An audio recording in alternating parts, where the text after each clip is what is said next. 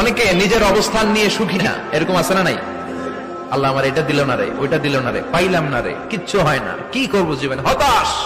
আসলে আছে কিন্তু অনেক কিছু, শুকরিয়া নাই, ডাকাত, ঠিক কিনা? নিজের অবস্থান নিয়ে সুখী না, কিন্তু অনেক লোক আছে তারা আপনার অবস্থানে পৌঁছতে চায়। তাদের দিকে তাকিয়ে দেখেন, আপনি যে অবস্থানে আছেন এই অবস্থানে পৌঁছাটা অনেকের কাছে স্বপ্ন। তারা প্রতিনিয়ত সংগ্রাম আর স্ট্রাগল করে যাচ্ছে আপনার অবস্থানে পৌঁছতে, আর আপনি এটা নিয়ে সন্তুষ্ট না। শেখ সাদির নাম শুনেছেন? বালাগাল উলা কাশাফাত দুজা, এই কবিতাটা রচয়িতা ইরানের বিখ্যাত এক কবি। উনি একবার আর্থিক সমস্যার মধ্যে দিয়ে সময় কাটাচ্ছেন, টাকা নাই, পয়সা নাই, পায়ে দেওয়ার মতো জুতা নাই। উনি খুব দুঃখ পেলেন, হায় রে, আমি ইরানের এত বড় কবি, আমার পায়ে দেওয়ার মতো জুতা নাই। দুঃখ ভরা মন নিয়ে রাস্তায় হাঁটতে বেরোলেন। হাঁটতে হাঁটতে হঠাৎ দেখলেন একটা লোক শুয়ে শুয়ে কাছে, ওই লোকটার দুইটা পাই নাই, পাই নাই।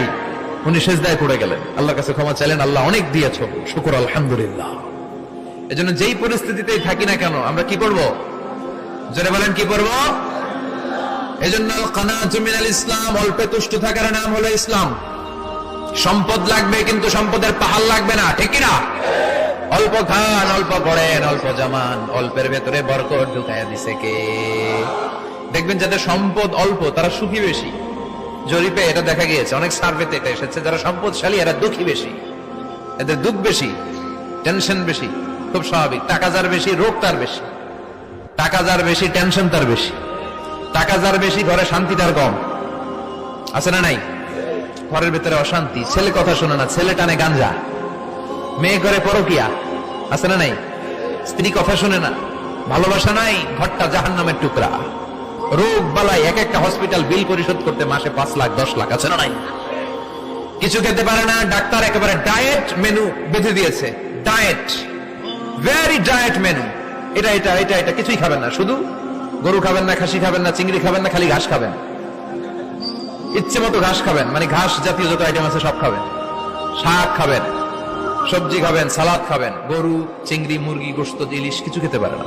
তাহলে রোগ বেশি, খাওয়ার মজা নাই, ঘরে সাংসারিক শান্তি নাই, খালি ব্যারাম আর ব্যারাম, ঠিক কিনা?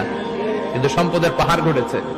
আর অল্প যারা খায়, অল্প পড়ে, রিক্সাওয়ালা, কুলিওয়ালা, অল্প বেতনের চাকরি, কিন্তু হক হালালি মেনে চলে, দেখবেন শান্তি আছে অনেক। হ্যাঁ, বাসা ভাড়া দেয়, ফ্যামিলি চালায়, বাচ্চাদের স্কুল বিল, এরপরও মাস শেষে 1-2 হাজার টাকা হাতে থেকে যায়। আর ওর প্রতি মাসে 10 কোটি টাকা ইনকাম, তারপরও ব্যাংকের